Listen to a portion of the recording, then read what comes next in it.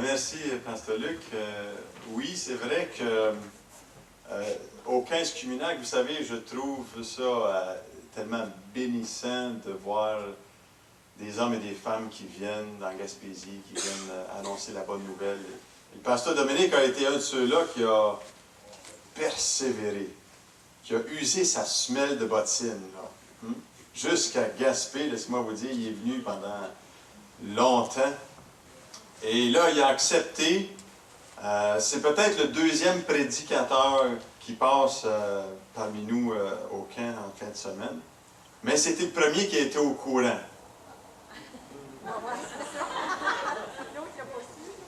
Fait que Pasteur Dominique peut prêcher en paix.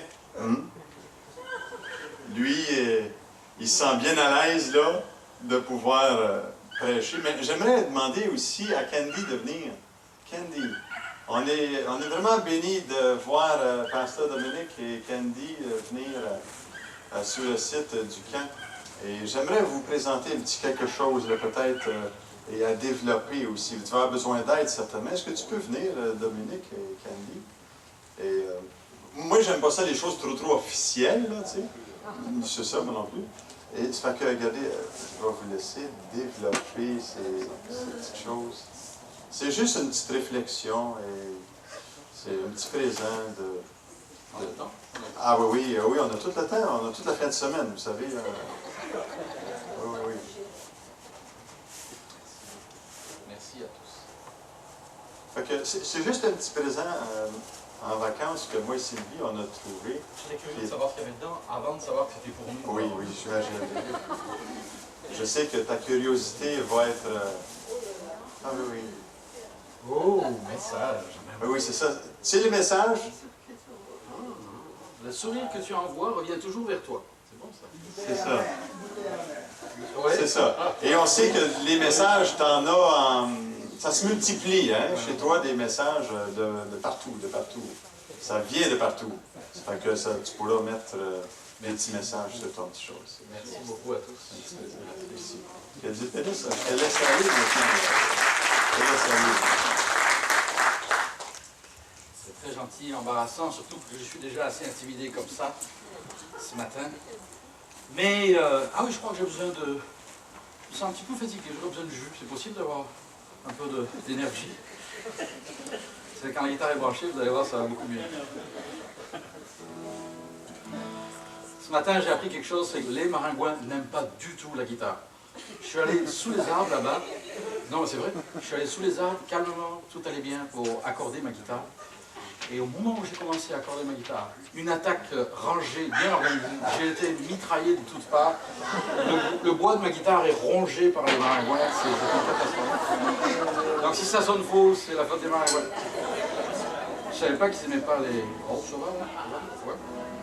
Alors, comme je suis un petit peu intimidé, comme je l'ai dit ce matin, merci beaucoup. Et merci, vous avez une équipe de techniciens qui sont vraiment bons et méticuleux, ils font les choses comme il faut, et bravo. Ça veut dire que nous, on est obligé d'être bons aussi, après, c'est une pression. Comme je me sentais un peu intimidé ce matin, un peu stressé, parce que ça fait que bientôt 40 ans que je partage la parole. Et croyez-le ou non, je suis encore un petit peu intimidé et stressé chaque fois. Je ne sais pas si ça rassure mes frères ou si ça les inquiète, ça les panique complètement, mais c'est comme ça. Peut-être que vous n'avez pas ce problème. Soyez bénis. Mais, en passant, oui, on aime beaucoup le bas du fleuve, la Gaspésie, et on a usé de tous les subterfuges, de toutes les techniques et toutes les astuces pour s'y faire inviter. Sauf que maintenant, il y a un pasteur dans chaque ville. Alors ça ne fait pas du tout notre affaire, parce que avant c'était facile d'être invité partout, maintenant vous n'avez plus besoin de nous. Alors c'est tant mieux, gloire à Dieu, tant pis pour nous. Non, c'était pas pour que vous m'invitiez, non, vous n'êtes pas obligé de m'inviter, non, vous ne sentez pas obligé. Alors pour me détendre un petit peu et m'aider à prendre confiance, j'ai choisi de chanter un chant, de partager un chant avec vous, que vous allez chanter avec moi. Et la particularité de ce chant, vous allez perdre votre sourire dans 2 secondes, c'est que je n'ai jamais chanté en public. Ça c'est vrai. Ma femme même ne l'a jamais entendu, il n'est jamais sorti de mon bureau, il est n'est pas de moi. Il a été écrit par un homme pour lequel j'ai beaucoup d'admiration, qui s'appelle John Wessels, qui est de l'État de New York, mais au nord, il est presque voisin du Québec et du Nouveau-Brunswick. Il s'appelle... Ouh, il y a un train qui passe. C'est vrai. Et je crois que c'était dans le mythe. Et il a écrit un livre qui s'appelle Conversation avec les sans-voix. C'est un homme qui, il y a des années de ça, a eu à cœur d'aller visiter dans les hôpitaux, plutôt dans les centres de réadaptation, des gens dans le coma. Et qui est allé pour leur parler du Seigneur, pour leur chanter le Seigneur, avec la permission, pas autant que possible, avec la permission des proches. Des gens avec qui plus personne ne communiquait, pour la plupart, et avec qui plus personne, eux, ne communiquaient. Et il a vécu, je ne dirais pas des guérisons, mais des miracles de toutes sortes. C'est des témoignages absolument bouleversants. Il y a une vingtaine d'années, je pense, on m'avait demandé de traduire ce livre, et quand on traduit un livre, vous savez, on perd un petit peu la saveur, on traduit. On est plus dans la technique là, que dans le... Mais ce livre m'a bouleversé profondément. Et oh, c'est pas si vieux que ça, 2004, 2006. Et puis voilà. Et puis il se trouve qu'un jour j'ai eu l'occasion de rentrer en contact avec lui par courriel, et puis de découvrir qu'il avait fait plusieurs CD, plusieurs albums CD, 3, qui sont excellents. Et il y a un chant qui m'a vraiment marqué, et qui a traîné dans mon oreille depuis. Et puis le voilà en français pour le meilleur et pour le pire. Le meilleur c'est de lui, le pire c'est la faute des Maringouins.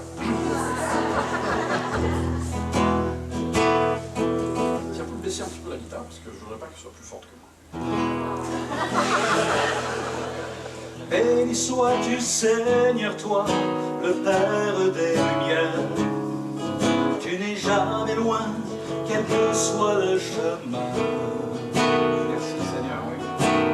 Béni-toi, sois-tu toi qui seul peux sonder les mystères. Vers l'inconnu tu me guides et me tiens la main. Béni sois-tu Seigneur, toi, le Père des Lumières. Avec moi. Tu n'es jamais loin, quel que soit le chemin. Béni sois-tu toi, qui seul peut sonder les mystères. Vers l'inconnu tu me guides et me tiens la main. Encore une fois. Béni sois-tu Seigneur, toi, le Père des Lumières. Tu n'es jamais loin, quel que soit le chemin. Béni sois-tu toi, qui seul peut sonder les mystères. Vers l'inconnu tu me guides et me tiens la main. Je te loue, tu ne sommeilles ni ne dors. Je te loue, tu dissipes mes ténèbres. Je te loue, chaque matin dès l'aurore. Je te loue, en toi seul mon âme espère. Béni sois-tu Seigneur. Béni sois-tu Seigneur, toi, le Père des Lumières. Tu n'es jamais loin, quel que soit le chemin. Béni sois-tu toi, qui seul peut sonder les mystères. Vers l'inconnu tu me guides et me tiens la main. Je tu ne sommeilles ni ne dors. Je te loue, tu dissipes mes ténèbres. Je te loue, chaque matin dès l'aurore. Je te loue, en toi seul mon âme espère. Quand je marche dans la vallée de l'ombre de la mort, je ne crains rien car tu es là. Ta houlette et ton bâton me protègent et me rassurent. C'est pourquoi je t'aime et t'adore. Je te loue,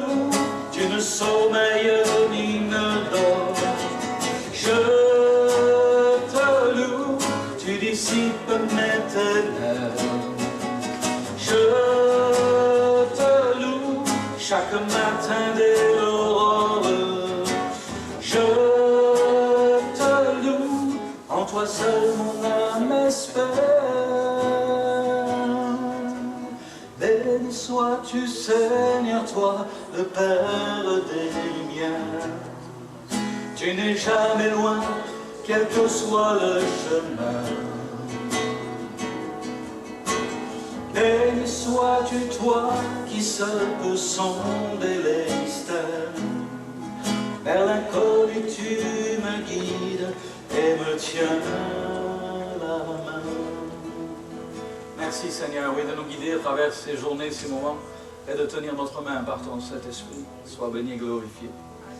Amen. Merci Seigneur. Vous apprenez bien et vous m'avez donné l'impression que je le connaissais mieux que ça. Ah, vous voyez, ça va aller comme ça. Oui, c'est un privilège d'être ici, puis de rencontrer un petit peu des frères et sœurs du Nouveau-Brunswick depuis le temps qu'on avait envie d'avoir plus de contacts. C'est un privilège, vraiment. Luc et puis les autres, et petit à petit. Vous avez remarqué comme un petit accent, parce qu'on vient de la région de Québec. Cap-Rouge, plus précisément. On ne voit pas là. Pourquoi? Ben oui. Bon, un peu plus à l'est, allez. On vient de France. Enfin, ma femme ne sait plus très bien, parce qu'elle est américaine, française, France qui l'arrange un petit peu. Mais ça fait quand même 10 ans qu'on est québécois par adoption, et on se sent tellement adopté qu'on se sent presque des étrangers en Gaule. C'est vrai. Je voudrais dire ce matin aussi que c'est vraiment un privilège pour nous de servir, d'être servi. Vous savez, il y a une femme dans la Bible, j'ai oublié, c'était Abigail, je crois. Et elle a dit, je serai la servante de tes serviteurs, en parlant à David. Elle a fini quand même par être sa femme, remarquez. Hein? Bon, alors, ouais. Mais, servante de tes serviteurs. Cette expression m'a toujours frappé. Oh, ça c'est... Et je ne savais pas qu'un jour, dans un sens, ce serait exactement ce que je serais en train de faire. Et je suis au service des serviteurs, beaux pasteurs, mais aussi des églises à temps plein. C'est un privilège incroyable, en travaillant à faciliter la communication entre nos églises et puis et les pasteurs, etc. Et puis aussi au niveau de la traduction. Je ne vous fais pas de dessin, vous êtes québécois et du Nouveau-Brunswick, donc vous savez ce que c'est que le défi du bilinguisme. Et puis aussi le privilège de visiter l'église quand on est invité, ou de s'inviter, ou de se faire inviter, ou d'aider les églises quelquefois en période de transition. Et c'est embarrassant d'être béni comme ça. C'est vraiment un privilège. Je ne m'en sens pas digne. Je ne me sens pas digne d'être ici ce matin, encore moins devant vous. Pas digne de servir des hommes comme Michel Bisaillon et Paul Tétrault et les autres. Mais puisque Dieu le permet, et qu'ils le veulent bien, et qu'ils nous supportent, je ne me sens pas digne d'être enfant de Dieu non plus d'ailleurs. Franchement, mais quel privilège. Puisque c'est comme ça, et puisque c'est le cas, alors merci Seigneur. Alors on va vivre le privilège, même si c'est un mystère. Et c'est vraiment un privilège. Voilà. Petite chose, ça va être un peu spécial, ça ne vous dérange pas, un peu bizarre peut-être, si, mais bon, je ne peux pas faire mieux. Avec l'âge, ça arrange quelquefois, mais d'autres fois... On a des livres, au fond, ma femme, méfiez-vous, c'est une vendeuse terrible. Mais... Elle aime beaucoup dire ça fait plus de plaisir. Là, elle sourit, mais vous allez à la maison. On a plusieurs choses pour me racheter, mes bêtises, mes niaiseries. Je vais commencer par son livre. Elle a écrit un livre qui est une perle, qui se vend mieux que le mien, il faut le dire, qui s'appelle, ça va être dur de présenter le mien après, qui s'appelle Lettre d'amour de son cœur au mien. C'est vraiment une femme qui parle, c'est sûr. Mais ça m'a béni parce qu'un jour, un gars est venu me voir et m'a dit, dis donc, j'ai lu le bouquin de ta femme, et waouh, ça m'a aidé à mieux comprendre la mienne. Je dis, ah ben. Alors c'est peut-être une idée de cadeau, je sais pas. Et il est aussi en anglais, donc bilingue à fond. Là, elle a fait fort. Moi, j'avais écrit avant ça un petit livre sur la simplicité, qui est une petite étude, réflexion, un peu un guide de réflexion personnelle sur le thème de la simplicité. Et puis qui est aussi un livre audio pour ceux qui n'ont pas le temps d'écouter, de lire. Alors vous pouvez l'avoir en audio, l'écouter dans la voiture. Et puis un petit dernier qui s'appelle Du Jardin d'Éden aux portes du pays promis. C'est un petit peu un incitatif à la méditation biblique personnelle. Ce n'est pas un livre de méditation biblique, c'est un livre pour inciter le chrétien, pour l'encourager dans sa démarche personnelle de lecture, de méditation de la parole de Dieu, qui est à vos dispositions, basé sur les premiers livres de la Bible. Puis il y a plein d'autres choses, ça c'est gratuit, vous l'avez vu sans doute dans votre église, sinon allez vous plaindre auprès de votre pasteur. Vous devriez l'avoir, c'est le guide de prière d'émission pour toutes les assemblées de la Pentecôte, donc je ne me rappelle plus le nom, mais c'est impressionnant. Ça permet d'avoir un aperçu beaucoup plus large de l'ensemble des missionnaires de nos églises au niveau national dans le monde, en français. Guide de prière, c'est excellent et très édifiant en même temps. Et puis pour les prédicateurs, pasteurs, mais aussi prédicateurs ou membres de comité d'église, ou ce n'est pas interdit aux autres, mais on a quelques exemplaires de celui-ci par notre surintendant national, qui est excellent, une excellente réflexion. Et puis j'arrive au bout de ma boutique. Il y a aussi des petites cartes que vous auriez dû avoir dans votre église, sinon allez chez aller auprès de votre pasteur, mais gentiment. C'est des petits marque-pages de prière, un pour chaque mois. Et c'est vraiment tout simple, mais c'est bien. Et il y a des textes bibliques, rien qu'avec ça, il y a de quoi se mettre sous la dent. Juillet, c'est pour prier pour notre gouvernement, notamment avec quelques petits conseils. Okay? Et il y en a, ça c'est gratuit, il y en a à votre disposition à la table, vous pouvez en prendre. Et allez demander à votre pasteur, pasteur, pourquoi on n'a pas eu ça?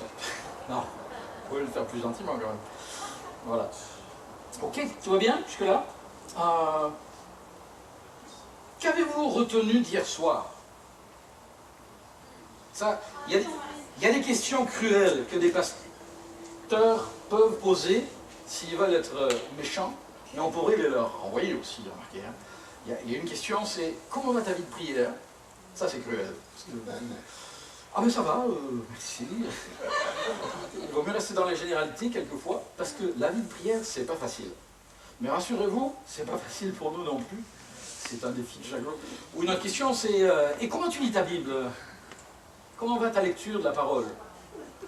De gauche à droite, ça dépend des pays, mais pour nous, c'est pas plus mal. Ouais. C'est un bon début, je dirais. Comment c'est peut-être une des questions les plus pertinentes qu'on puisse se poser les uns aux autres. Dans l'esprit que disait pasteur Michel hier soir, entre frères et sœurs qui veulent s'encourager. Et une autre question, c'est peut-être la plus cruelle celle-là, peut-être la plus dure. Vous connaissez l'histoire du chrétien qui rentre à la maison, et ce dimanche-là, sa femme n'était pas en forme, alors elle n'est pas allée au culte. Il est allé tout seul, et puis elle est rentrée, elle dit, alors il a prêché sur quoi le pasteur? Je vois, la Bible. Non mais attends, sur quoi il a prêché? Il dit, bah, il a prêché sur l'estrade. Non, vraiment. Mais sur quoi il a parlé?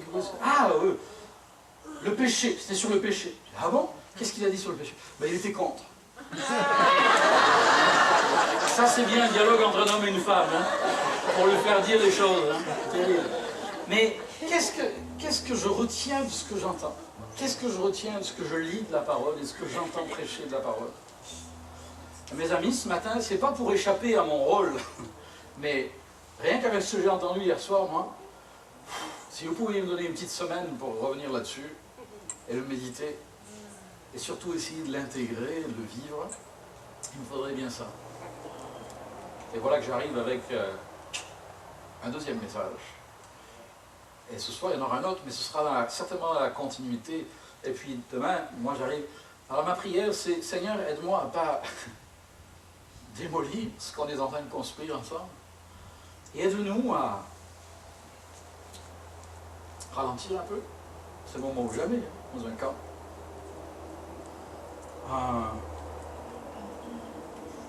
Vous savez, on parle beaucoup de TDA, trouble déficitaire de l'attention, qui touche beaucoup d'enfants, peut-être certains jeunes parmi nous. Mais les jeunes, hein, pour vous rassurer, là, ça touche aussi les vieux. Moi, j'ai jamais été autant TDAste que depuis quelques années. Moi, je suis sérieux, en plus. Là, par exemple, je dois faire très attention. Et j'ai appris cette semaine, peut-être que vous le saviez depuis longtemps, qu'une des causes principales du TDA, du trouble déficit de l'attention, c'est ce qu'on appelle la surcharge d'informations. Ça, c'est très intéressant. la surcharge d'informations. C'est-à-dire que on est bombardé, nos enfants en particulier, mais nous aussi, de toutes sortes de données, d'informations, de choses qui nous tombent dessus de partout. Et moi, je travaille maintenant beaucoup avec la communication, avec Internet. Et à un moment donné, on étouffe, on dit, mais ça vous tombe de partout. Faites une recherche, mais vous partez dans tous les sens, vous faites le tour du monde et de ses environs. C'est épuisant à la fin. Et à la fin, vous ne savez même plus où vous étiez au commencement. Pas vrai? Complètement perdu. TDA, vous êtes en plein dedans, ça y est. Sérieux, ça va vite. Et au niveau de la parole de Dieu, rassurez-vous pour ceux qui s'inquiètent, je suis déjà dans mon message, d'accord?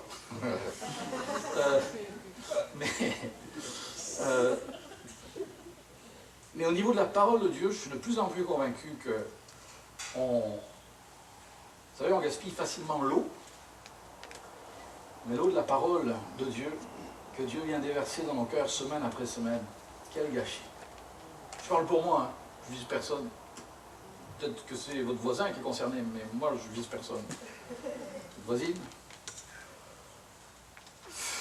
Juste ce que j'ai entendu hier soir. Hier soir j'ai entendu que, quelle belle histoire, celle de Naaman. Et je ne suis pas en train d'essayer de flatter mon surintendant, que j'aime beaucoup. Je pense qu'il comprend qu'on n'est pas là. Hein.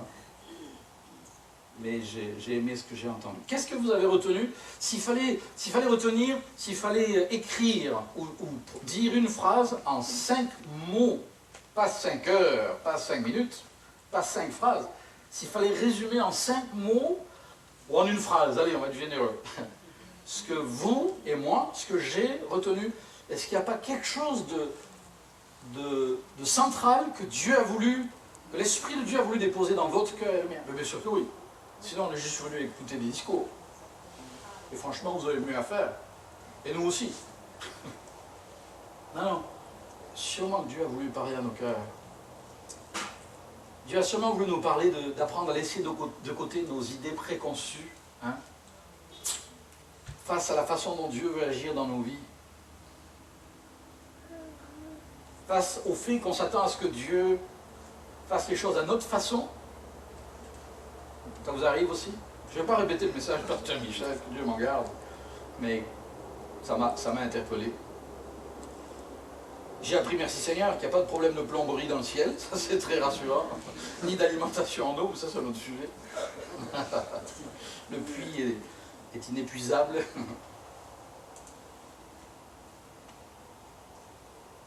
J'ai appris que Dieu veut... Pardon? Qu'on ne peut acheter la guérison, ni la bénédiction de Dieu. Ouais. Quelqu'un d'autre? Ouais, on est tous des petites filles. Ça, j'ai pas aimé, par contre. Alors, ouais. Mais j'avais besoin d'entendre. Ok. On est tous des petites filles. On est tous des petites filles. Et c'est vrai. De toute façon, sur les petits garçons, on est vraiment des petits garçons. Alors, on est tous des enfants, mais avec qui Dieu peut faire de belles choses. Merci Seigneur. Quelqu'un d'autre? 5 mots. Il n'y a que moi qui ai le droit d'être bavard. Oui?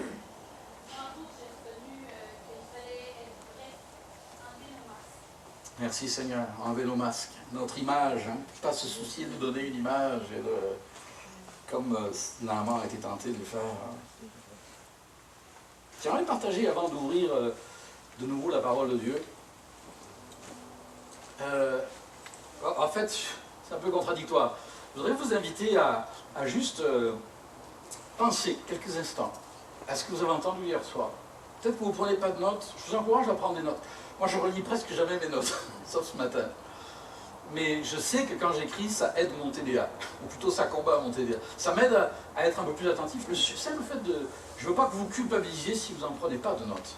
Mais non. Mais, sérieusement.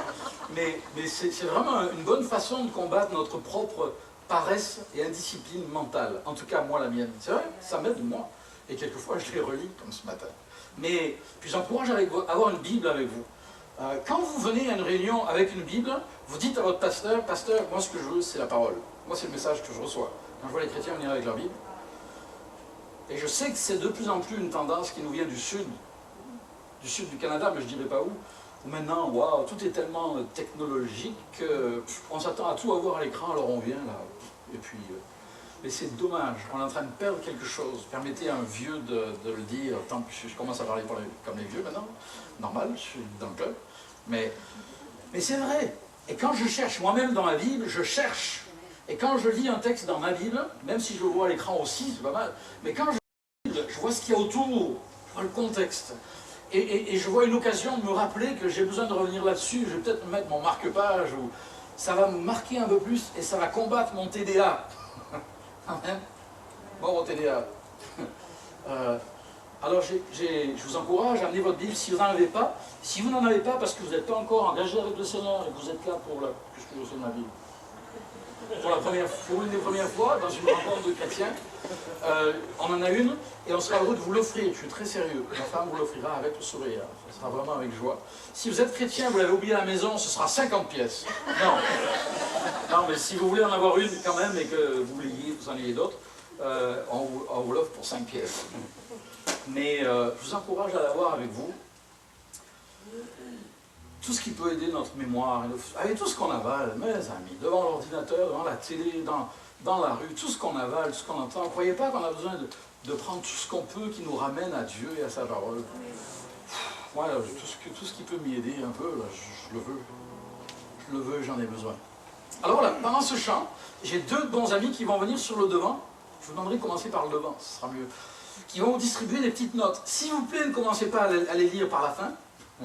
Ni même par le commencement, attendez-moi.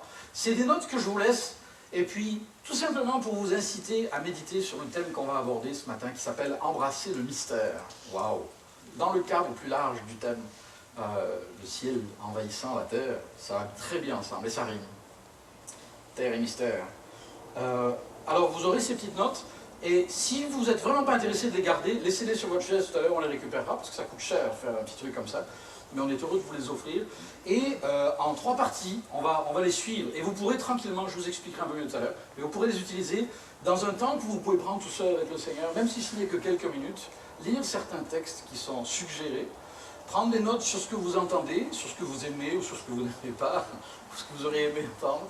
Vous pouvez prendre des notes, c'est à vous. Mais merci à mes amis de les distribuer pendant ce chant.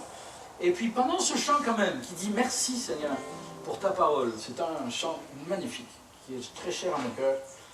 Pendant qu'on chante ce chant, pensez-y. Seigneur, qu'est-ce qu'hier soir, tu as voulu déposer dans mon cœur? Ah ben j'ai oublié tout ça, voilà le district. Michel, hein, tu vois ce que je fais quand je voyage.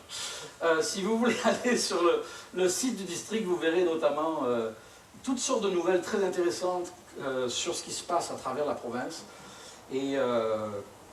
Et au-delà, notamment le fait que le pasteur Pierre Bergeron, que beaucoup sans doute connaissent, est maintenant responsable du centre de formation fédéral national des forces armées, de l'aumônerie des forces armées. Ça, c'est quelque chose. C'est la première fois qu'un aumônier évangélique est promu à un tel rang, et il est à nous, Pierre Bergeron. Alors on est fiers dans le Seigneur. Amen. Et également le pasteur Richard Bastien, qui est maintenant, qui vient juste de venir aumônier et qui part, je ne sais plus si c'est au Nouveau-Brunswick ou en Nouvelle-Écosse. Je crois que c'est en Nouvelle-Écosse. Ouais. Alors il y a toutes sortes de nouvelles comme ça que vous pouvez voir, et vous pourrez voir quelque chose de mémorable qui restera pour très longtemps encore. C'est effectivement la belle chevelure du pasteur Luc Poirier avant qu'il ne les éteint en gris. C'est ça? Excuse-moi, c'est l'inverse. Excuse-moi, en blond. Voilà, gaffe. Voilà comment on fait des amis. Merci pour ta parole. J'étais tellement bavard que je pense que vous avez peut-être besoin de vous lever. Alors, si vous connaissez ce chant, aidez-moi. Oui, alors si mes amis peuvent bien venir de l'avant, ce sera mieux et puis distribuer. Les coupes peuvent en prendre un chacun, c'est comme vous voulez. C'est fait, c'est prévu, c'est bon. Tout est prévu. Merci pour ta parole, lumière donnée aux hommes,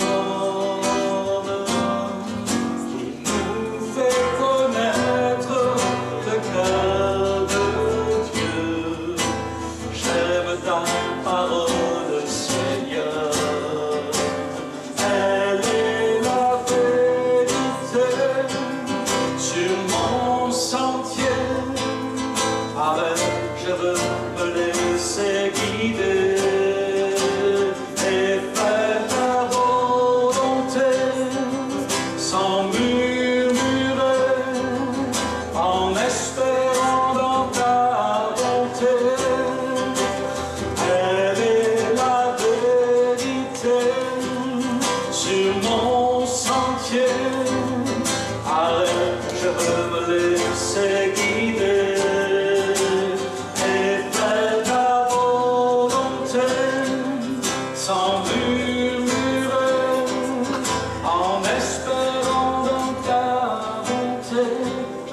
tes promesses, Seigneur. Je crois dans tes promesses. Mon cœur est comme un rocher, fondé sur tout ce que dit mon Dieu. J'aime ta parole, Seigneur. Elle est la vérité sur mon sentier. Avec, je veux me laisser guider et faire ta volonté sans murmurer, en espérant dans ta bonté, en espérant dans ta bonté. Merci Seigneur, on ne sera jamais déçu par toi. Alléluia. En espérant dans ta bonté. Alléluia, merci Seigneur pour sa parole. Amen. On va je vous invite à reprendre place. Et je vais continuer, rassurez-vous, je ne commence pas, je continue. Merci, monsieur. En principe, du moins. Attention, le micro, c'est dangereux ce que je fais là. Mais ça marche, je vous aime des pros. Il faut surveiller de là-dedans. Gloire à Dieu. Gloire à Dieu. Embrasser le mystère. Vous ne trouvez pas que c'est une drôle d'expression? Non? Non. Oui, oui, oui, oui. Vous n'êtes pas obligé d'avoir une opinion, mais vous avez le droit. Embrasser le mystère. S'il vous plaît, n'allez pas trop vite. On voit qu'ils sont page 12. Je ne préfère pas savoir à quelle page vous êtes, mais... Juste matière à réflexion. Essentiellement, ce que vous trouverez, c'est quelques réflexions, quelques pensées d'introduction qu'on va partager en partie, on ne va pas tout lire. Puis après, alors là où vous voulez, là vous voyez qu'il y a de la place, là vous notez ce que vous voulez. Mais après, vous trouverez 3 séries de textes bibliques et il n'y a absolument rien, sauf de la place pour noter des choses. Et là, je ne vais pas vous aider beaucoup. Mon but, c'est de vous encourager à votre rythme. Peut-être vous allez le faire pendant ces 2 jours, peut-être vous allez le faire pendant que vous jeûnez et que nous, on déguste le bon dîner. Pour vous de voir, hein, mais peut-être que vous allez le faire tranquillement dans... Il y a 30 textes bibliques qui sont indiqués. Il pourrait y en avoir 300, il y en a 30. Il y en a une dizaine dans l'Ancien, une dizaine dans les Évangiles et les Actes, et une dizaine dans les Épîtres et l'Apocalypse. Et c'est juste un incitatif, c'est tout, pour vous encourager, vous-même, à lire ces textes, en ayant cette pensée à l'esprit de ces mystères qui nous entourent et avec lesquels nous vivons. Vous savez, j'ai fait un constat, j'ai fait 2 constats. Le premier, c'est que je suis allé dans une bibliothèque chrétienne évangélique, très bien fournie, et j'ai cherché des livres qui parlaient du mystère en français ou en anglais. Et à ma grande surprise, je n'ai pas été surpris d'en trouver une douzaine. Mais ce qui m'a amusé un petit peu, et qui m'a incité encore plus à creuser un peu ce sujet que j'avais à cœur et à le partager avec vous, c'est que sur ces 12 livres, je dirais que sans exagérer qu'il y en avait 10, dont essentiellement le contenu consistait à dissiper et à élucider les mystères et à les expliquer. Et moi je suis là pour vous dire ce matin que on est fait pour vivre avec des mystères. D'ailleurs la vie c'est un mystère. D'ailleurs, le fait qu'un bonhomme qui parle devant puisse avoir quoi que ce soit à apporter de la part du Seigneur, c'est tout le mystère du ministère. C'est le mystère par excellence. Non? Vous ne trouvez pas? Bon, c'est un mystère que vous preniez le temps de m'écouter ce matin. C'est un mystère sérieux. Que les chrétiens soient aussi fidèles que la plupart d'entre vous l'êtes, certainement. Que je l'ai constaté. Quand on me demande en France ou ailleurs, ce qui me frappe au Québec, moi, s'il fallait dire juste un mot, j'aime bien quand on me met dans un coin, là, qu'on m'oblige à réduire. Comme ça, je suis moins bavard. Mais s'il y avait qu'un mot, je dirais, c'est la fidélité. Votre fidélité. Fidélité dans ces petites églises où on n'a pas toujours les ressources. Peut-être que j'allais presque dire Dieu merci, quelquefois. Parce que plus on en a, plus on pense qu'on est riche. Enfin, c'est pas un jugement, c'est juste, c'est humain, quoi. Plus on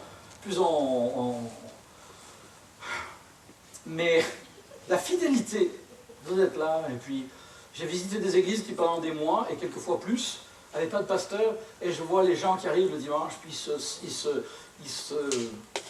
ils sont dans la fraternité, dans l'amour, ils sont heureux d'être là. Ils sont pas en train... Il y a des fois pour nous, pasteurs, je trouve ça dur même. Parce que, vous voyez, les gens arrivent pour dire « Oh, on n'a pas de pasteur », on pourrait pleurer, misérable. Mais comment on va faire ce matin? On n'a pas de pasteur, on a juste un invité, là, au Roulin. Mais non, les gens, ils ont compris, ils savent, et vous savez que l'Église, c'est un corps, c'est une famille, c'est un peuple en marche. Et bien sûr que l'Église locale a besoin d'un pasteur. Mais merci Seigneur, l'Église, c'est pas le pasteur, c'est un peuple. Donc merci Seigneur, on est là pour servir, pour amener le peuple de l'avant par la grâce de Dieu. Mais l'Église est en marche. Elle est toujours en marche. Amen. Parce que le Seigneur est toujours en marche.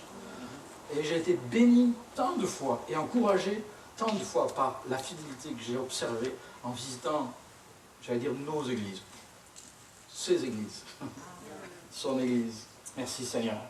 Alors il y a plein de mystères. Vous avez une petite liste énumérée sur la page 1. La naissance. Quel est l'homme ici qui ne se souvient pas du jour où ses enfants sont nés s'il était là dans la salle d'accouchement? C'est traumatisant pour un homme.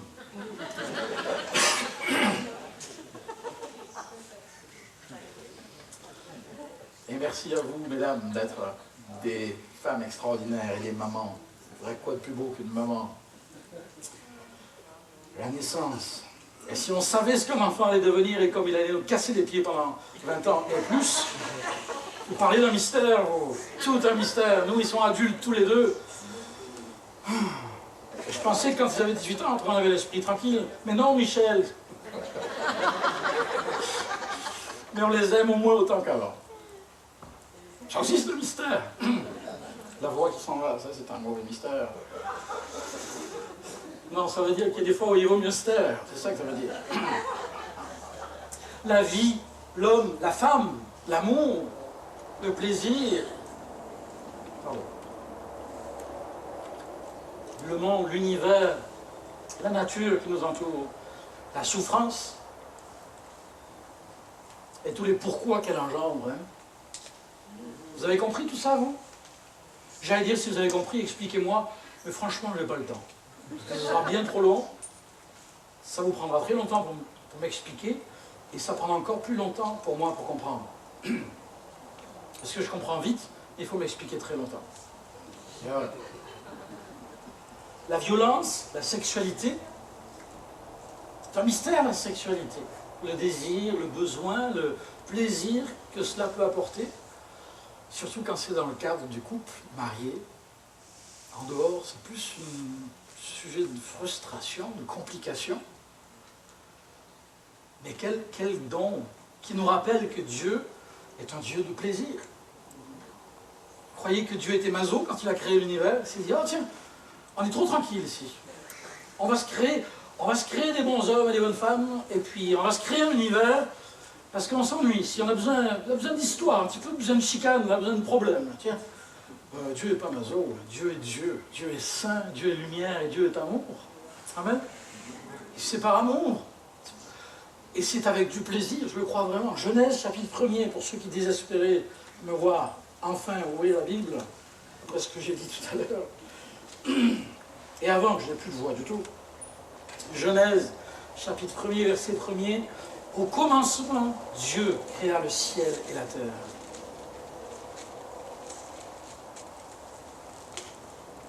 La terre était informe et vide. Il y avait des ténèbres à la surface de l'abîme, mais l'Esprit de Dieu planait au-dessus des eaux. Dieu dit que la lumière soit, et la lumière fut. Aujourd'hui, on est dans la lumière physique, mais aussi spirituelle grâce à Dieu. Amen. C'est un feu d'artifice qu'on vient de lire. À Québec, on est fort en feu d'artifice, c'est la saison. Il n'est jamais allé encore en 10 ans, mais bon, trop de monde. Mais c'est un feu d'artifice. Au commencement, Dieu. J'aime la façon dont la Bible commence. On est en plein dans le mystère. Moi, j'aime bien les explications, j'aime bien qu'on me dise pourquoi, et comment, et qui, et quand, et où. Et Dieu, lui, il n'a pas de complexe. Il n'a pas à se justifier, il n'a pas à s'expliquer, il n'a pas à se prouver, il n'a qu'à se présenter, s'il le veut bien, dans sa grâce. Et il commence sa parole d'une manière magistrale et mystérieuse. Il n'y a pas plus de mystère que dans les 3 premiers mots de la Bible, qui sont 2 mots en hébreu. Et si c'est, je ne connais pas l'hébreu malheureusement, mais les érudits me l'ont dit. Et ces 2 mots, si on les traduit, c'est commencement, 2 points. Si on veut la ponctuation européenne, enfin moderne. Commencement, Dieu. Commencement, Dieu. Tout un message. Il n'y a qu'une bonne façon de commencer la journée, hein. C'est mettre Dieu au commencement. Et plein d'autres choses. Le mystère de la création. Les scientifiques se battent encore pour essayer d'expliquer ceci ou cela, puis il y a l'évolution et tout ça. Puis on arrive au Big Bang et tout le reste, avec comme conclusion que la grande majorité, sinon quasiment l'unanimité des scientifiques disent bah, le Big Bang en réalité c'est un miracle encore plus grand que la création. Moi je trouve ça drôle. Finalement, ah bah oui.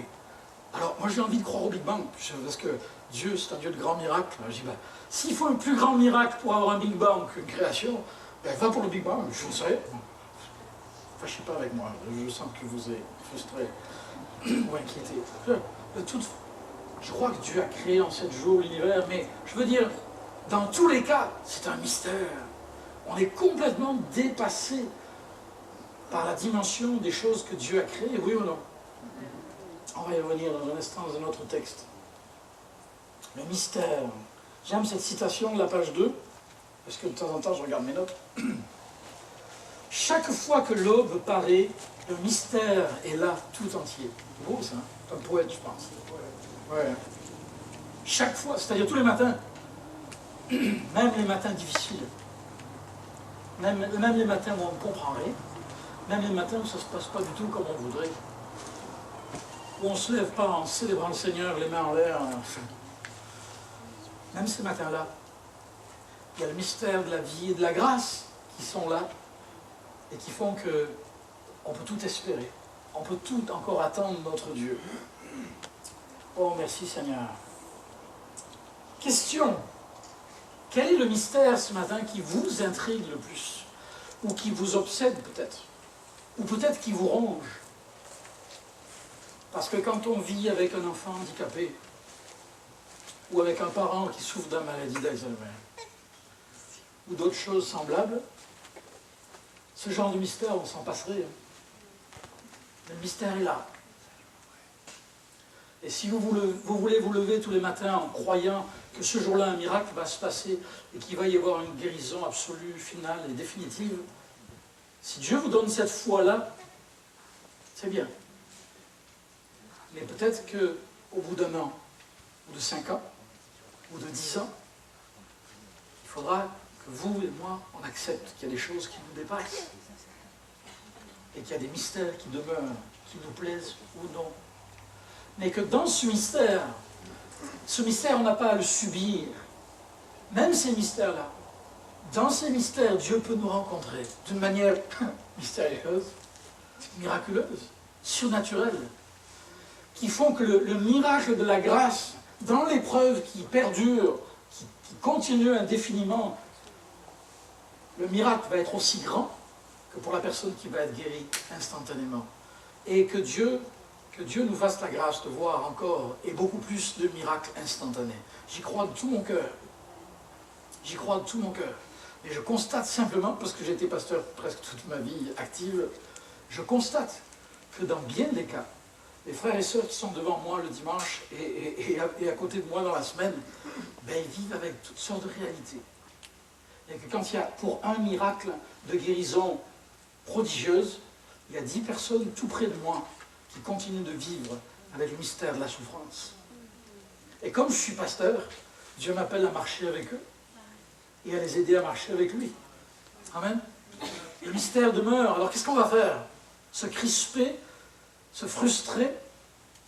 On peut, on a le droit, c'est légal, mais on s'empoisonne la vie. Je me souviendrai toujours, et ça bouleverse mon cœur de vous le raconter, mais d'une famille, un des anciens de l'église dont j'étais pasteur en France, un ami très cher, et il est toujours un ami très cher, qui un jour a appris que c'était son frère, je crois, qui avait, je sais pas s'il avait même pas 40 ans, était atteint d'un cancer, je pense que c'était un cancer du foie, enfin, il avait quelques jours à vivre. Ça a été très vite. Et ensuite il est décédé. Et la plupart des proches étaient des croyants pentecôtistes. Vraiment des gens équilibrés dans la foi, pleins de zèle, mais équilibrés dans la foi. Et je ne sais pas ce qui s'est passé dans leur cœur et leur esprit, si ce n'est le désespoir. Mais ils sont allés à l'hôpital, ils étaient à l'hôpital plusieurs jours, veillant leur frère ou leur cousin, peu importe. Il est mort. Mais ils ont demandé au personnel hospitalier de ne pas emporter le corps. Ils l'ont gardé plusieurs jours, le temps qui était légal à l'hôpital. Et ils ont tout fait pour retarder les obsèques le plus tard possible. Et lui-même était là, je me souviens encore, dans notre église. Ils avaient demandé à ce que l'église prie les jeunes et prie avec eux. Alors on a prié. Ben moi j'ai prié en tremblant. Disant, Seigneur, qu'est-ce que tu peux guérir? Tu peux guérir cet homme. Bien sûr, tu l'as fait pour tant d'autres. Mais tu peux le guérir, tu peux le ressusciter, pardon. Tu en as ressuscité tant d'autres. Et encore aujourd'hui, Dieu ressuscite les morts. Dieu soit béni. Mais Seigneur, si le miracle ne se produit pas, il va vraiment falloir qu'on se retrousse les manches pour entourer nos frères et sœurs. Parce qu'il va y avoir des dégâts. Et peut-être quelqu'un dira que c'est à cause de mon incrédulité. Je ne le crois pas. Il n'est pas ressuscité. Et il a fallu l'enterrer. Merci, mon frère. Tu ne perdras pas ta récompense. Je la garde en réserve. Il a fallu l'enterrer. Et ça a été dévastateur. Toute la famille, pourtant des chrétiens fondés dans la parole de Dieu depuis des années, ont été complètement décimés. Ils n'ont pas perdu la foi, mais quelque chose s'est cassé en eux. Et je ne suis pas sûr que ça se soit recollé depuis. Je ne les juge pas, que Dieu m'en garde. Parce que quand on aime, on est prêt à tout. Pourquoi on s'accroche jusqu'au bout? C'est ça l'amour aussi. Mais quelque part, dans mon cœur, il y a un soupir. Mais est-ce qu'on est prêt? Est-ce qu'on a accepté que nous sommes des mortels? Vous savez ce que ça veut dire qu'on est mortels? Ça veut dire qu'on va tous mourir. Amen. Amen? Amen, ça veut dire qu'il en soit ainsi. Ne soyez pas trop pressés. Mais, quoique, l'apôtre Paul dit, partir, c'est être présent avec le Seigneur. Alors, franchement, je serais un petit peu gêné pour vous si je faisais une deuxième crise cardiaque ici, maintenant, et puis que je parte pour de bon. Ça me gênerait pour vous. Mais pour moi, ça ne me gênerait pas trop. Amen. Quelle promotion! Bon, enfin, ce serait pas sympa. Je vais essayer d'être ça. Mais vraiment, est-ce que vraiment ce matin, le mystère de la mort, on l'a intégré? Est-ce qu'on a accepté qu'on ne sait pas comment ça va venir? On n'est pas immunisé contre la souffrance, ni contre la maladie, ni contre la mort. Et les chrétiens les plus fidèles et les plus zélés continuent à souffrir, et parfois à souffrir, pas toujours. Et c'est pas toujours pour la foi qu'ils souffrent. Souvent, c'est juste parce que ce sont des humains comme vous et moi et les autres. Oui ou non? On est fait de la même poussière. Au commencement, Dieu, mais Dieu merci, il était au commencement. Alors il y a un mystère. Et bien sûr, on sait que c'est à cause du péché, on a une explication théologique et tout ça. Je pourrais essayer de vous l'expliquer un peu. Il y a le péché, pourquoi tout ça? Je pourrais devenir le quatrième ami de Job, dire, ah ouais, attends, assieds-toi, je vais t'expliquer. D'abord, si ça ne marche pas pour toi, sûrement qu'il y a peut-être des choses que tu n'as pas réalisées, tu n'as pas bien saisies, mais tu aurais besoin d'arranger un peu dans ta vie. Mon gars, il y a des problèmes. Bon, alors, je ne sais pas quoi, mais demande à un conseiller, un pasteur, un psy, mais tu dois avoir un problème, pas possible. C'est un peu ça, hein, l'histoire des amis de Job. Il voulait tellement bien faire, il voulait tellement rationaliser. Il fallait trouver une explication au mystère de la souffrance. Mais quand vous lirez le livre de Job, vous le relirez, en ayant à l'arrière-plan cette pensée du mystère. Okay? D'ailleurs, c'est dans mes notes, un peu plus loin, vous trouverez Job. Et quand on lit Job dans cet esprit-là, Job, c'est très étonnant. Vous savez, c'est lui qui a dit « L'Éternel a donné, l'Éternel a repris, que le nom de l'Éternel soit béni. » C'est beau, ça? C'est beau, hein? Mais ce qui m'a frappé il n'y a pas longtemps, c'est que c'est au chapitre 1er ou 2 qu'il le dit. C'est au début de son livre, au début de son histoire. Peut-être que je me trompe, mais moi, mon sentiment, ça ressemble à la façon dont nous, chrétiens, réagissons quand une épreuve nous frappe. Oh, le Seigneur est bon, le Seigneur, même dans le deuil, on le dit quelquefois, le Seigneur a repris. Et on dit, wow, il était courageux, hein. Ils sont courageux dans le deuil, là.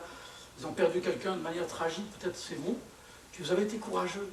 Et c'est beau, et c'est bien, Et gloire à Dieu. Et Job avait 1000 fois raison, et on a 1000 fois raison de le chanter aussi. On le chante dans un chant de Deleuze. L'Éternel a donné, l'Éternel a repris, que l'Éternel, son nom soit béni. Mais le chapitre, mais Job, il y a 42 chapitres. C'est long, la souffrance.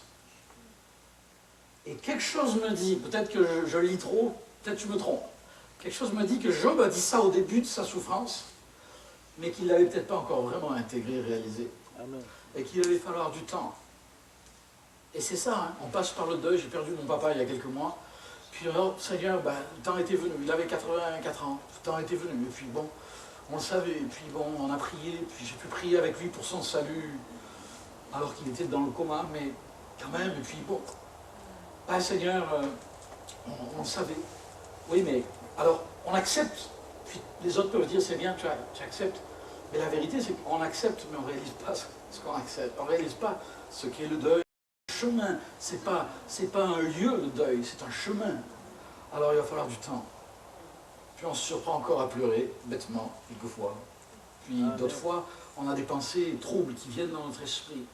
Et puis le deuil, c'est pire que le maringouin, hein, ça vous poursuit partout. Et puis il faut du temps, et puis il faut du temps. Et Job, il va falloir du temps. Et Dieu ne va même pas lui donner d'explication. Lisez l'histoire de Job, les derniers chapitres. Est-ce que Dieu lui dit à un moment donné, écoute Job, il faut que je t'explique un truc. Satan est venu me voir, il m'a nargué un petit peu, et je lui ai donné la permission de te faire souffrir un peu, pour lui montrer que tu allais être fidèle jusqu'au bout. Alors dans le fond, écoute, dans un sens, j'allais dire une preuve de confiance à l'égard de Job, mais Dieu lui dit rien de tout ça, et il ne donne aucune explication. Je n'ai pas encore trouvé d'explication donnée de la part de Dieu à Job. Tout ce qu'il fait, c'est l'amener faire un tour dans la nature. Il regarde les hippopotames, les rhinocéros, je sais pas quoi, toutes sortes de bestioles. Et il l'amène à contempler la splendeur et la souveraineté de Dieu, finalement, la grandeur de son Dieu dans la création. Et je pense que ce qu'il a voulu lui dire, c'est, écoute, il faut que tu me fasses confiance, je sais ce que je fais. Je reste le Dieu qui est en contrôle, et il faut que tu me fasses confiance. Amen. Avec ou sans explication. Accepte. Embrasse le mystère. Amen. Ça ne veut pas dire qu'on ne cherche pas à comprendre et qu'on arrête de réfléchir. Ça veut juste dire qu'on accepte que Dieu ne s'est pas tourné contre nous, mais Dieu est avec nous. Parce que la vie n'est pas un problème à résoudre, mais un mystère à découvrir. J'aime beaucoup cette petite phrase. Pas de qui elle est, mais elle est belle.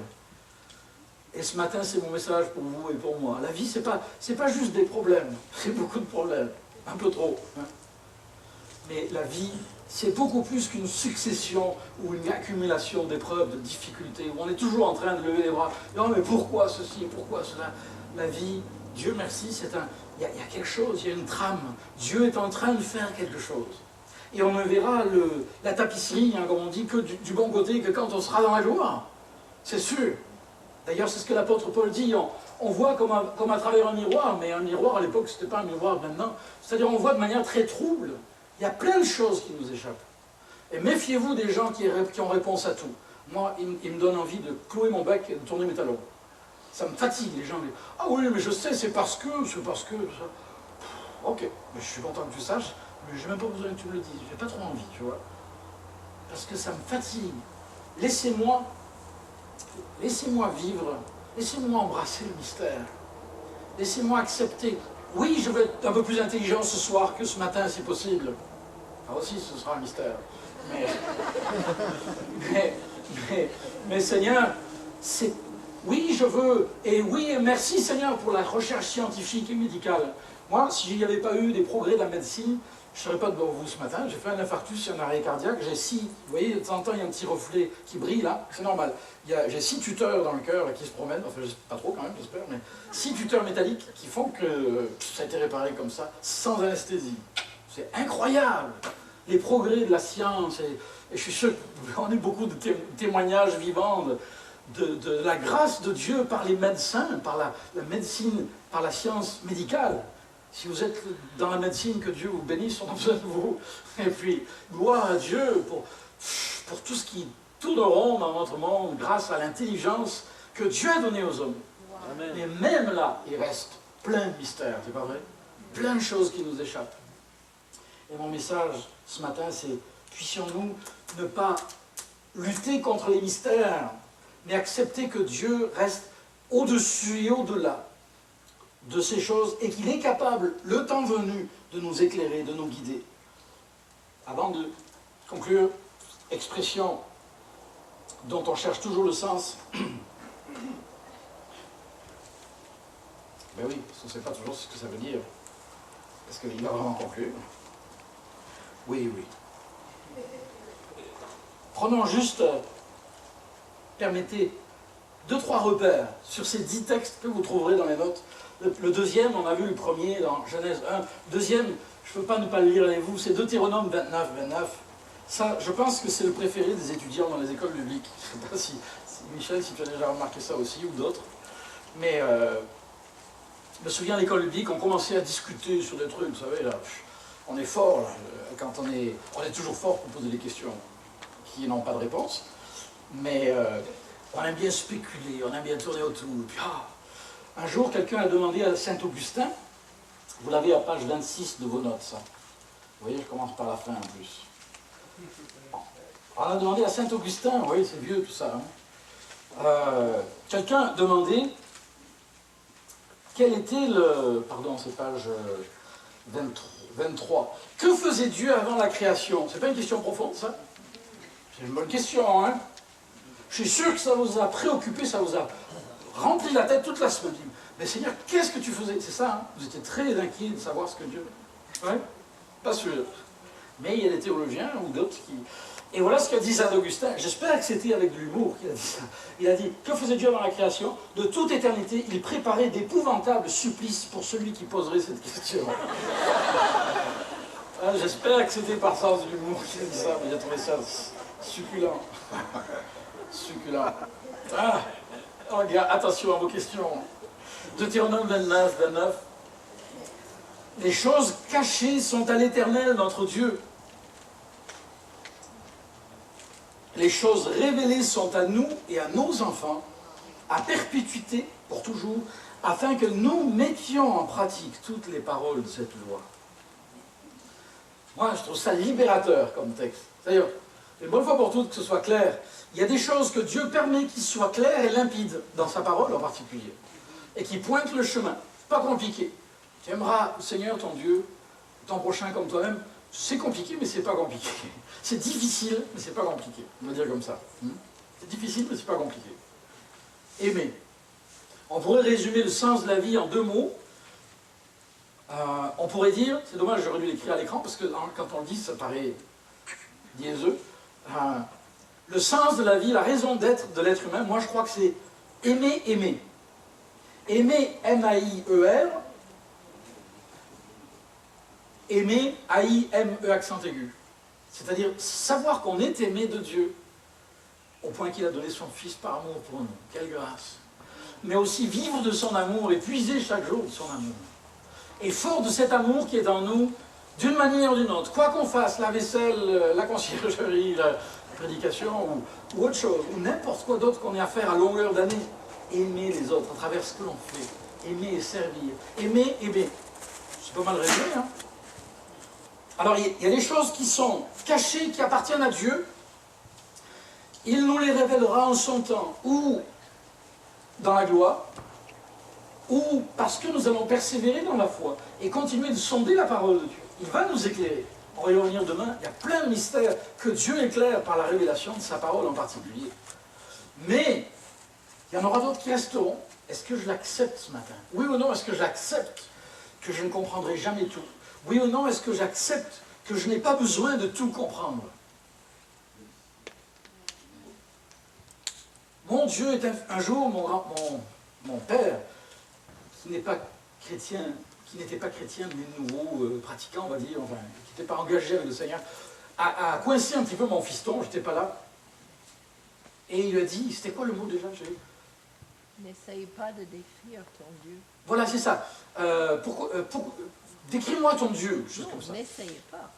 Oui, c'est ça. Mon père a dit à mon fils, tu n'étais pas là, et mon fils est plutôt du genre timide, mais quand il s'agit du Seigneur, il sait y aller.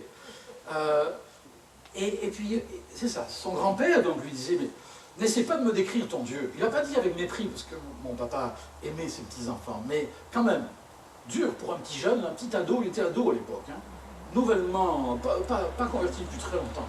En tout cas, n'essaie pas de me décrire ton Dieu. Et vous savez, mon Jérémie, qui est, il n'est pas si petit que ça d'ailleurs, il est grand comme ça, mais a regardé son grand-père et il a dit, oh mais papy, tu sais, de toute façon, mon Dieu, je ne pourrais pas, il est indescriptible.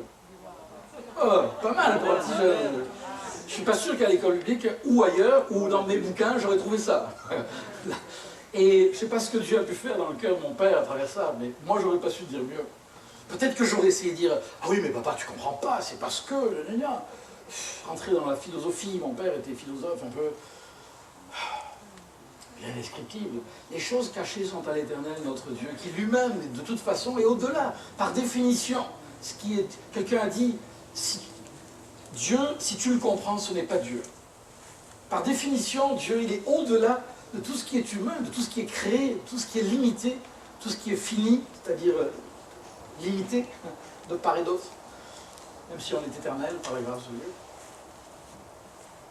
Est-ce que ce matin, en terminant, vraiment, je suis prêt à dire, Seigneur, j'accepte qu'il y a des choses cachées qui pourraient expliquer ce qui m'est arrivé, ou pourquoi ceci, pourquoi cela, qui pourraient peut-être enlever mon fardeau, mais je veux accepter ce matin qu'il y a des choses que toi seul tu comprends et tu connais. Et je les lâche, J'abandonne ces choses à tes pieds. Ça ne veut pas dire qu'elles étaient justes, ça ne veut pas dire que je les accepte comme si c'était normal. Ça ne veut pas dire que c'est bien ou mal, ça veut juste dire je lâche. D'ailleurs, pardonner, c'est ça que ça veut dire. Hein. C'est lâcher prise. Dire Seigneur, si tu dois régler son compte, cette personne, c'est toi qui le fais, mais moi, je n'y touche pas. Je laisse entre tes mains. Je pardonne, je lâche prise. Et Seigneur, je lâche ces mystères qui m'empoisonnent la vie. Je les accepte et je les dépose devant toi. J'accepte que je vais toujours vivre avec, mais je vais faire mieux que ça. Je vais embrasser le mystère. Je vais le saisir comme une occasion de dire Seigneur, tu es mon Dieu, tu es plus grand que toute chose. Je t'aime et je t'adore. Et mon grand défi pour vous dans ces 3 rencontres, j'espère que je me souviendrai de le répéter, c'est accepter, accueillir et adorer. Accepter le mystère.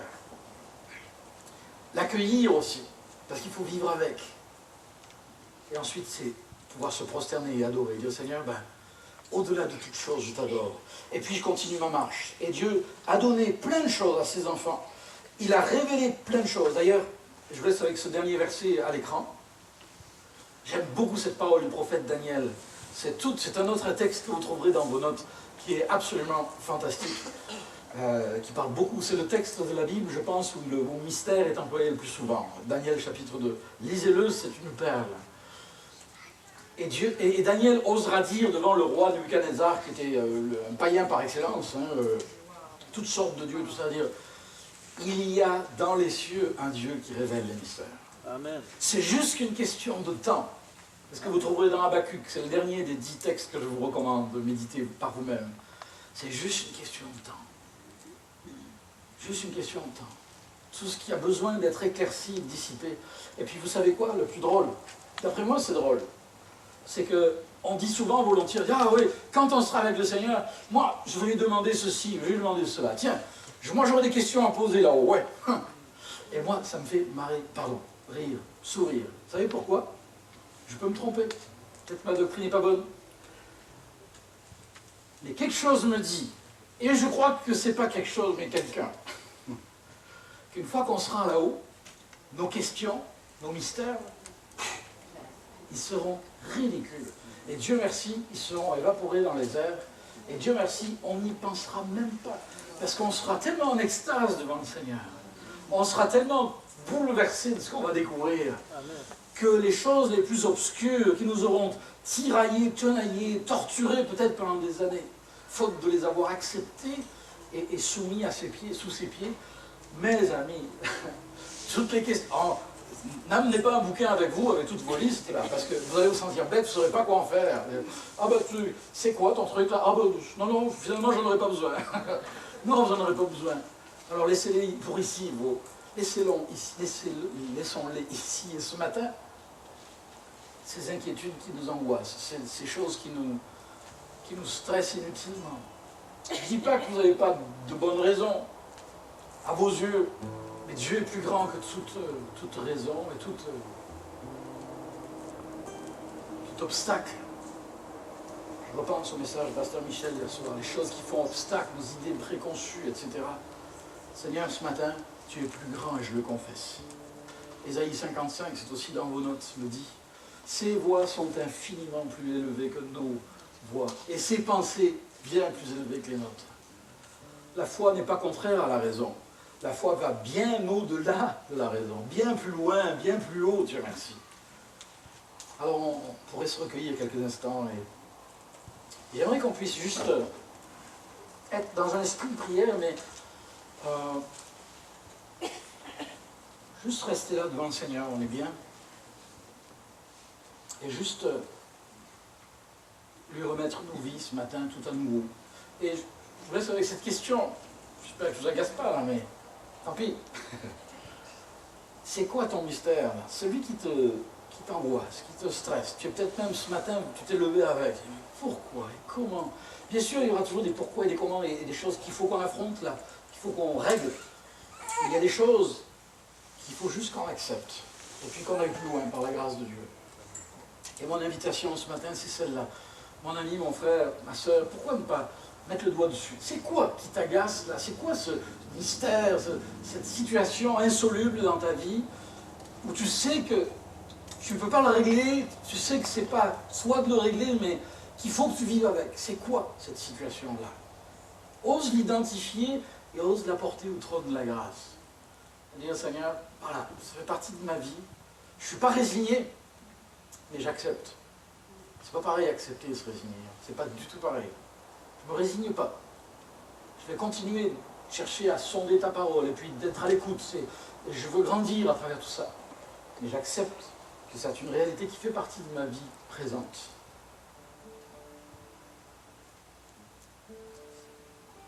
Et pendant qu'on chante ce chant, vous pouvez tout simplement parler au Seigneur. Prends ma vie, Seigneur, sers-toi de moi. Et si vous souhaitez qu'on prie avec vous, vous pouvez tout simplement vous avancer. S'il vous plaît, ayez la liberté de le faire. Vous n'avez pas besoin de faire un long discours. C'est fatigant d'en faire, c'est fatigant de nous écouter, ça ne change rien. Mais vous pouvez dire quelques mots. Vous pouvez dire, ouais, il y a telle chose dans ma vie. Et si ça vous sentez que vous avez besoin de dire à tel pasteur ou telle personne de confiance, de dire quel est votre mystère qui vous pèse ce matin, faites-le, faites-le. Et certainement que l'équipe pastorale et l'équipe d'organisation et ceux à qui voudront le demander pourront prier pour vous et avec vous. Sinon, vous pouvez rester quelques instants là dans la présence de Dieu. Et sinon, vous pouvez peut-être attendre quand même un peu. Peut-être des consignes après. Prends ma vie, sers-toi de moi, j'aime beaucoup ce chant. Vous n'êtes pas obligé de le chanter avec moi, mais faites-le surtout. Dites-le lui, Seigneur, oui, prends ma vie. Si vous voulez vous lever, vous agenouiller, venir devant, mais remettons-lui ce mystère qui nous pèse, qui nous accable. Osons l'embrasser au nom du Seigneur et dire, il y a dans le ciel mon Père céleste, et lui sait révéler les mystères. Lui saura en son temps m'éclairer, me guider, me montrer ce qu'il veut accomplir dans ma vie, à travers ma vie, dans tout cela. Prends ma vie, Seigneur, c'est toi. Alléluia. Prends ma vie, sers-toi de moi. Ce que je suis est à toi. Prends mes mains, mon Dieu, je t'appartiens. Merci mon Dieu. Sers-toi de moi, sers-toi de moi. Prends ma vie, sers-toi de moi. Me voici. Comme une prière ensemble ce matin. Prends ma vie,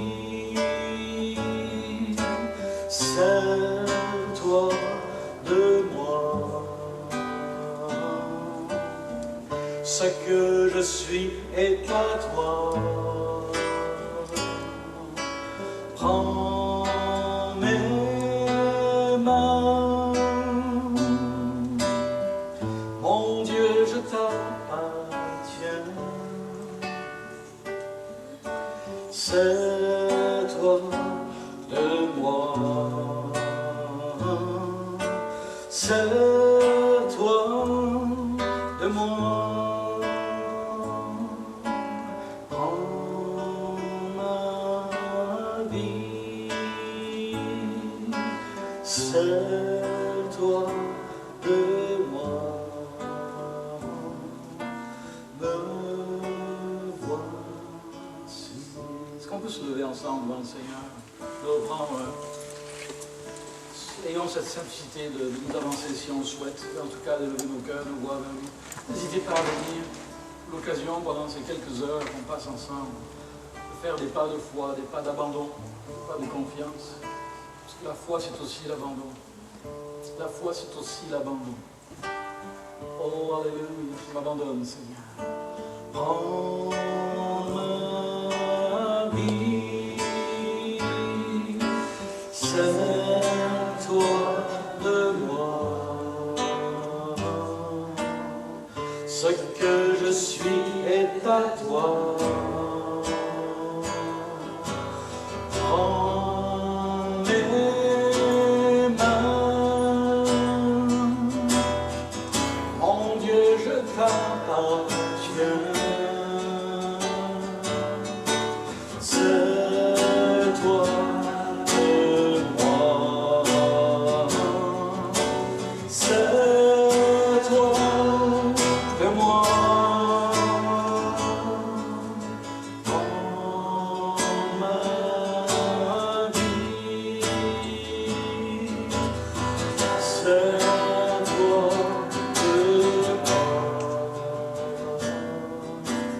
de me voici. Oui, nous voici, Seigneur. Et on n'est pas là pour protéger notre image, comme Pasteur Michel disait hier soir. On n'est pas là pour, Seigneur, sauver la face. On est là pour être transformé à ton image. On est là pour que tu te glorifies en nous. Oh, accepte, Seigneur, notre abandon. Nous nous abandonnons à toi, Seigneur. Il y a un temps pour lutter, mais, Seigneur, quelquefois, lutter, c'est s'abandonner. Et tout à nouveau, ce matin, je m'abandonne à mon Dieu. Le Dieu qui révèle les mystères en son temps et qui fait toutes choses belles en son temps. Alléluia, dans ma vie, dans ma famille, dans l'Église, dans le monde. Oh, à toi la gloire, Seigneur. Nous nous abandonnons à toi. Pardonne nos péchés. Purifie nos cœurs. Libère-nous, Seigneur, de nos chaînes, des choses qui nous bouchent les yeux, qui nous empêchent de voir ta gloire. Au nom de Jésus. Et pour ta gloire, Seigneur. Alléluia. Merci, Seigneur. Oh, gloire à toi, Jésus. Une dernière fois ensemble. Prends ma vie, c'est toi de moi. Ce que je suis est à toi.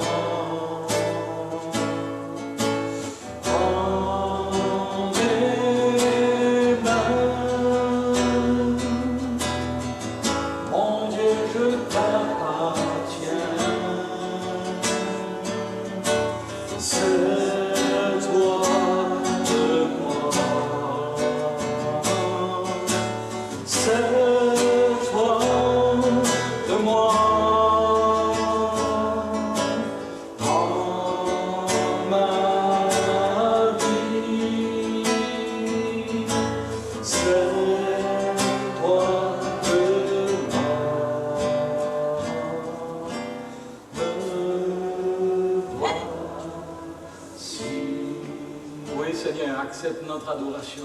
Alléluia. Merci Seigneur. Accepte notre reconnaissance pour cette belle journée que tu places devant nous, où tu veux continuer de travailler nos cœurs, pour nos conversations. Apprends-nous à nous parler comme des frères et des sœurs dans la foi, vrais, simples, authentiques, et dans l'amour de la vérité. Alléluia. Continue de te glorifier dans nos vies dans cette journée. Que ton cœur de Père puisse se réjouir au milieu de nous. Et à toi seul la gloire. Merci Seigneur. Alléluia.